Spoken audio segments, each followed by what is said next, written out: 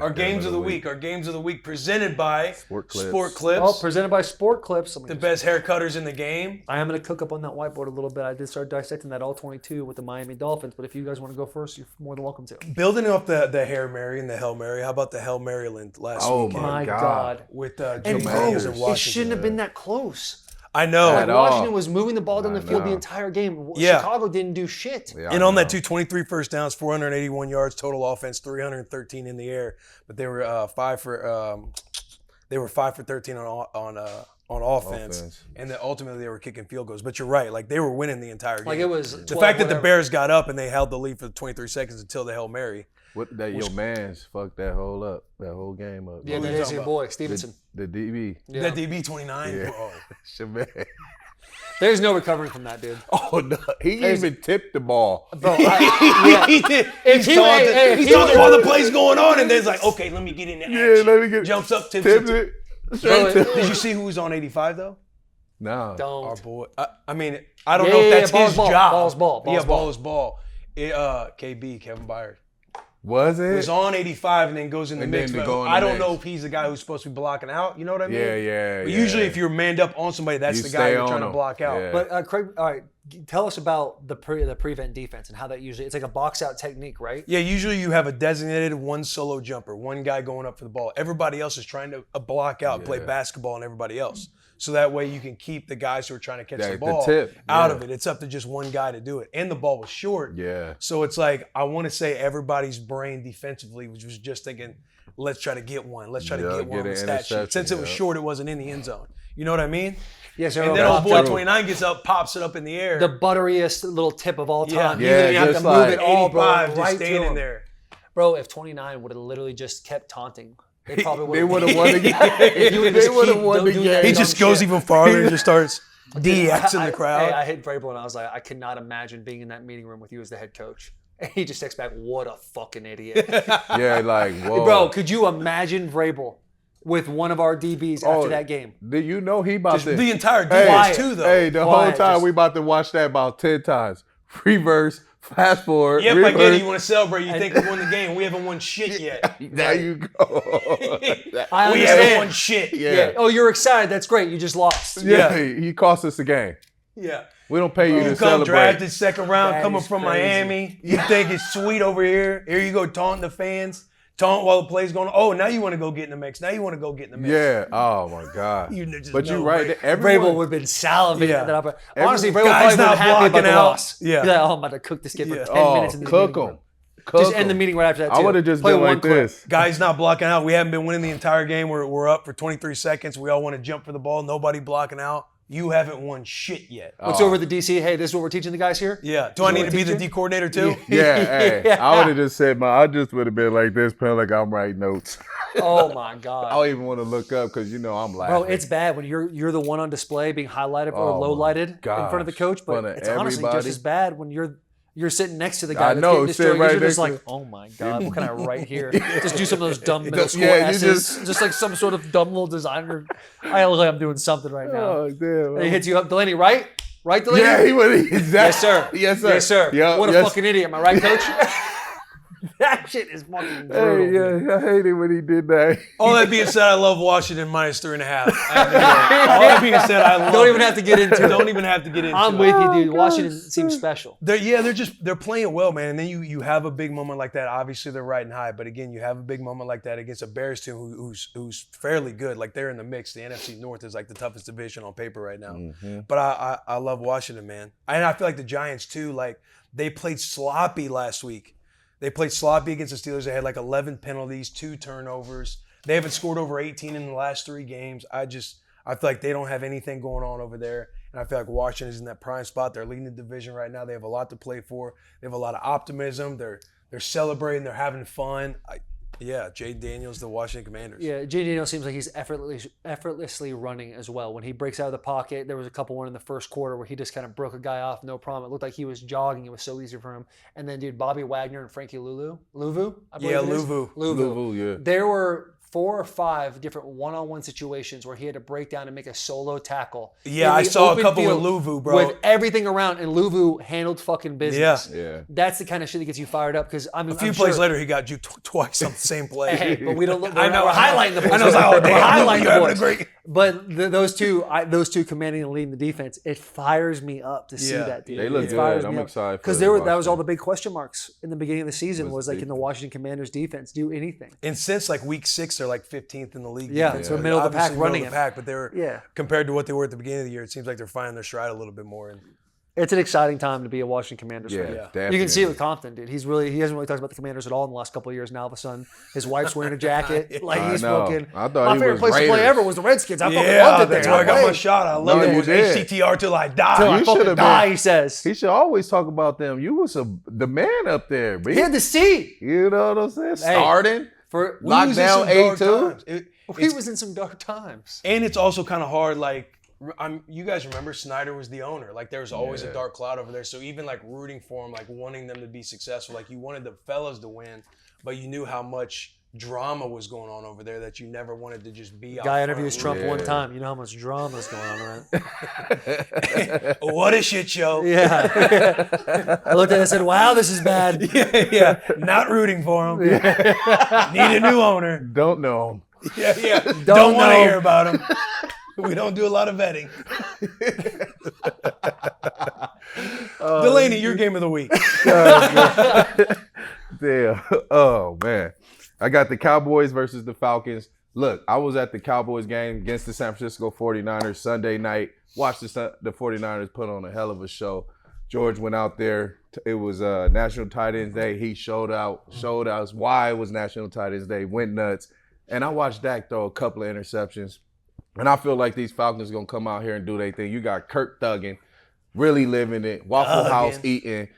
I ain't going to say he dating black chicks, but at the end of the day, he doing his thing. Happily married. Happily married. But if he wasn't, probably would date black chicks. Very faithful. Hey, if he wasn't, he probably would black chicks. All right. Good.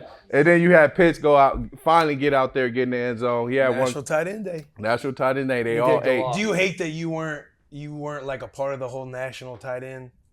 No, because I look at it as, all the guys, even before me, we paved the way for these guys. You walk so they can run. You get it, you know what I'm saying? We threw those stones at that glass house, and they finally broke the window. So at the end of the day, I'm just happy, because we still get that glorified. We get that glorified excitement as well, just what Kittle has done, just making these guys understand what tight ends do on the field. So I'm excited that it's even happening again. That's why I had that opportunity to be the honorary captain at the San Francisco 49er game. So that's big time. That's big time. Hey, you still get that love. You saw gold?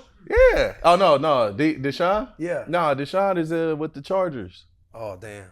Yeah, he's still. He was with the Niners last year. He's still. I know. Yeah, he's still with the Chargers. Check the coaching. Could happen to me at any moment during the show. Just happy it happened to you first. So I'm gonna go with the Falcons, man. I think they're gonna get this one done. -2.5. They should be able to handle the Cowboys again. I think Dak will throw a few interceptions. So he loves to throw balls. He loves to throw duck, goose. You know what I'm saying? Just pick which one you want to intercept it. You know what I'm saying? I mean, Kirk Cousins, last week, 276 yards and 4 touchdowns. Zach Robinson, who came from the McVay tree, the OC there, is putting them in a great position. If you see Sean McVay at the Rams, he's doing the same thing at the Atlanta Falcons. The way he's with the head man like Rod too, just vibes. Window dressing on everything, showing motions, making the one play look like one thing, and then all of a sudden they do something else, and they go back to the same thing, and then it's all of a sudden a different play. It makes it very hard for defenses to figure it all out. Bijan Robinson, obviously having a time out there, and you seen a guy like Diggs for the Cowboys hit the beat reporter from the Cowboys with the D's nuts at the end. At the end. Hit him with the D's nuts. Locker room. You don't know shit. You can't do what I do. You can't cover me. Yeah. But you a DB. Cover D's nuts. And he walks out. He walked out saying D's nuts. It's like, Cowboys are in fucking shambles right now. Shambles, bro. You read it that quick? What? After the game, he read the tweet.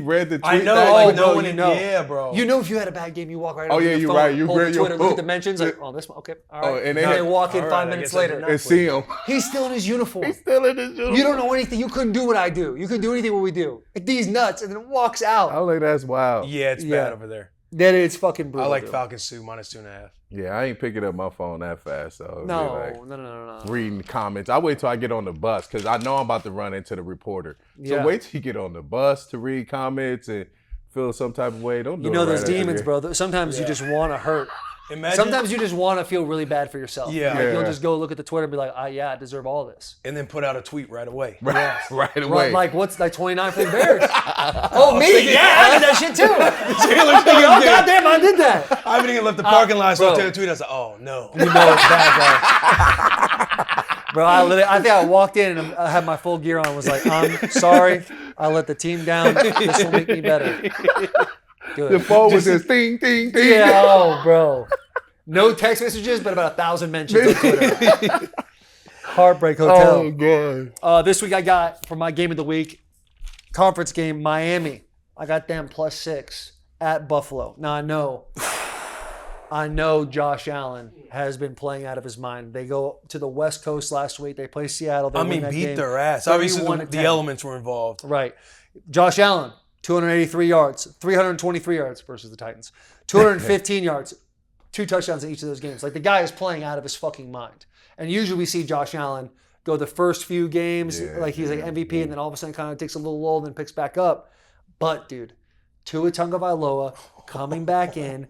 I know that he didn't play his best game, but the eggs are getting less and less scrambled. He's starting to see the field a little bit better. He had himself a nice little run against the Cardinals. Slid. There was about 7 yards away. He fucking hit that little second base slide. And he's like, all right, we're good. Everybody stands up, celebrates. Yeah. Everyone's like, all right, he's still alive. Good. I think the Bills win this game, but in conference games, it usually goes one of two ways. Absolute blowout, or it's really tight, and they don't deserve to be tight at all. I think the Buffalo Bills are a better team, but I think Mike McDaniels does a great job with the window dressing we were just talking about. This is where I'll go up to the board right now. I know, you have me on the edge of my seat. Sir. Ready so this is to show me why. Yeah. Well, I get the boom. Let me get the boom going before. Whiteboard talk. Whiteboard Louie. You know how to mess with that? You need I figured it out last week. We just pulled this down. And then we just there you go. We're not breaking shit this week. There you go. Thank you, gentlemen. We're talking about the first drive. I think this is like the second or third play of the game.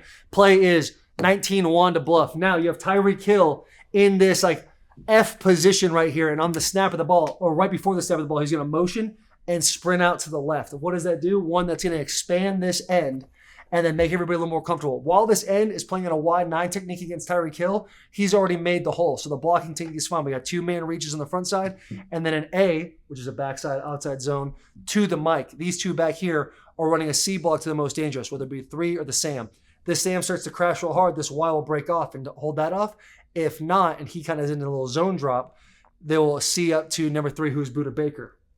So this play goes for 9-10 yards. We're looking at a first down right there. The very next play, you have a very similar setup as far as the front line goes, but you're now in a shotgun situation, and you have who?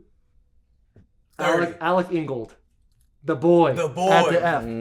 Now, the end, once again, is playing that wide 9 technique where he's already made the hole, except for now they're going to run 58 Wanda. 58 Wanda is the Y is going to come across like he's going to chop this guy. You have a man reach here, and then these 3 are comboing in a certain way to the Mike. This is a read option off this end. But instead of just he can take it or give it, he has number 30, who is Alec, go into the flat just like Tyreek Hill did right before the ball snapped, and then kind of go up in a little bit of a wheel route. Waddle goes and blocks a corner. The end now is dropping into a coverage. These two get hung up and make an easy play, almost an X play to Alec Ingold in that situation. So the reason why I bring these two plays up is this is the kind of play calling that the Miami Dolphins are going to need if they're going to be able to handle an offense and a team like the Buffalo Bills, especially in Buffalo. First 15 plays of the game are always your best 15. Find your best 30, Miami. And if you do that, you'll be +6, no problem. I still think Buffalo's going to take over. Buffalo's going to handle that game, but when you say handle the game, though, you're saying you still like Miami +6. I still like Miami +6. Yeah, I should use my words a little bit better. Just going down into the fourth quarter, maybe a field goal game winner. Yeah, would love that. Would love that for my stat sheet. Yeah. So I'm not looking at a fake 7-11 like you were. But apparently we have to do a full indictment, a full audit on all of our numbers after what Jared did to you last week. We'll do a little digging.